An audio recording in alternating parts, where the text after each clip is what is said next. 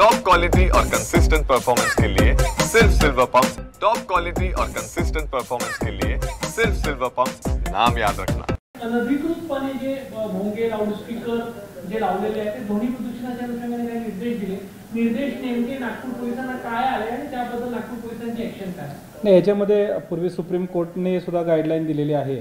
माननीय सुप्रीम कोर्टच्या निर्देशनानुसारच गव्हर्नमेंटने सुद्धा डायरेक्शन दिलेले आहेत की जे अनऑथोराइज भोंगे लावलेले आहेत धार्मिक स्थळांवरती ते काढले जावेत। त्याच्या अनुषंगाने नागपूरमध्ये सुद्धा ती कारवाई सुरू आहे। झोन 3 मध्ये सुद्धा जवळपास सर्व भोंगे आम्ही काढलेले आहेत। सर्वांना त्याबद्दल सूचना दिल्या आहेत। त्या सूचनेप्रमाणे सर्वांनी रिस्पॉन्स देऊन मस्जिद असो, मंदिर असो, गुरुद्वार असो किंवा बुद्धविहार असो या ठिकाणचे सर्व भोंगे काढण्यात आलेले आहेत। ज्यांच्या परमिशन दिलेलं नाही आहे त्यांना आम्ही सांगून समजावून त्या ठिकाणी स्वतःहून हे लोक काढत आहेत आणि अतिशय चांगला प्रतिसाद या ठिकाणी मिळालेला आहे।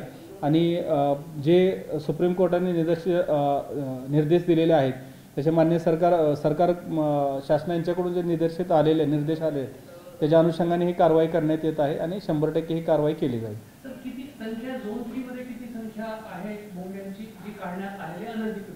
नाही, जवळपास या झोन 3 मध्ये जवळपास आम्ही 200 ते 250च्या आसपास भोंगे सर्व काढलेले आहेत। इतरही आम्हाला भोंगे ज्यांना परमिशन दिलेली नाही आहे ते सुद्धा आम्ही पर्सनली जाऊन त्या ठिकाणी आमचा स्टाफ चेक करतो आहे, त्यांना समजावून ते सुद्धा काढले जात आहे। आज उद्या 2 दिवसामध्ये 100% जे इलिगल भोंगे लावलेले आहेत विदाऊट परमिशन हे काढले जातील। आणि काढलेल्या ठिकाणातून पुन्हा त्या समित्यांकडून किंवा जे ट्रस्ट त्यांनी लावतच गुन्हा दाखल नाही, त्याच्या संदर्भात आम्ही त्यांना 168च्या BNS याच्या नोटीस दिलेल्या आहेत। त्याच्या अनुषंगाने पुन्हा जर त्या ठिकाणी अनधिकृत भोंगे लावले तर संबंधित ठाणेदार त्याच्या अनुषंगाने गुन्हे दाखल करतील।